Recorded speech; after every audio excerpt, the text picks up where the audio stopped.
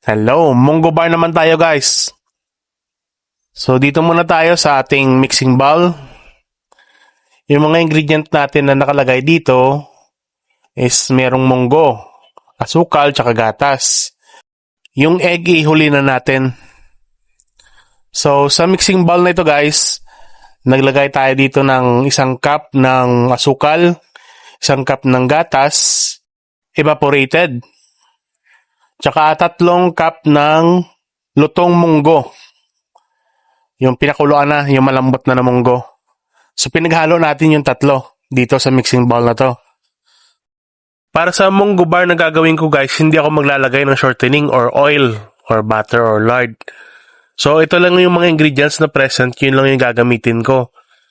Kasi gusto ko medyo chewy yung aking munggo bar. Pero kung gusto nyo yung parang mamon, maglagay kayo ng kalahating cup or 1 cup na shortening. Kaya nang bahala. Basta yung gagawin ko ngayon is walang shortening. So bali 2 cups na harina yung ilalagay natin pero paunti-unti lang. Isa muna tapos haluin natin.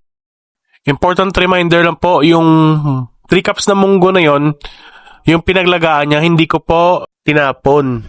Nung nakita ko na lumambot na yung munggo or bumuka na siya, tinanggal ko lang sa apoy. Hindi ko tinanggalan ng tubig tapos pinalamig ko siya.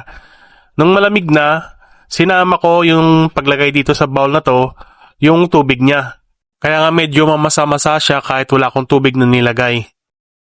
Add na po natin yung ating baking powder. So bali mga 2 to 3 cups po yung pwedeng ilagay dito. Nahuli po itong aking baking powder. Pasensya na. Supposed to be sana dapat ihalo ito siya sa mga dry ingredients gaya ng harina. So i-mix natin ulit hanggang sa maghalo silang lahat at ilagay natin yung itlog. Ganun pa rin. Isang direksyon lang po yung paghalo natin. So pag nakita nyo na medyo mabasa pa rin siya, itodo nyo na. Ibuhos nyo na lahat ng ikalawang cup. So magpahid tayo ng butter or mantika sa pan na gagamitin natin para hindi didikit yung ating mixture. Ibuhos na po natin yung ating mixture. Then isalang na natin sa oven. So loob ng 25 to 35 minutes sa medium heat. So luto na po yung ating munggo bar. Hati-hatiin na natin sa gusto nating laki.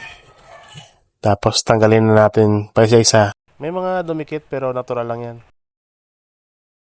Ito na po yung ating homemade munggo bar. Hello guys. So, tikman na natin. Lahat ng part niya is may munggo talaga kasi maraming munggo yung nilagay natin dito.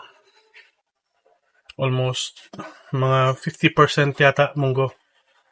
Kasi 2 cups lang naman yung harina natin. Lasang-lasa mo yung richness ng munggo.